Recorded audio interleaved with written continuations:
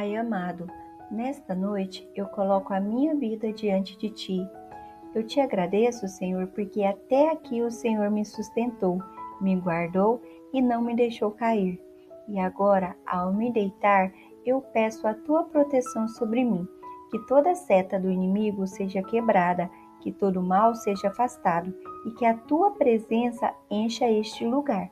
Senhor, cobre a minha casa, a minha família, guarda o meu sono e acalma o meu coração, que eu durma em paz, sem medo, sem ansiedade, sabendo que o Senhor está cuidando de tudo. E se houver qualquer ataque espiritual, visível ou invisível, que seja repreendido agora, em nome de Jesus.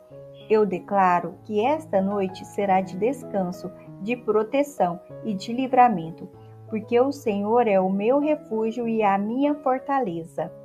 Em nome de Jesus, amém.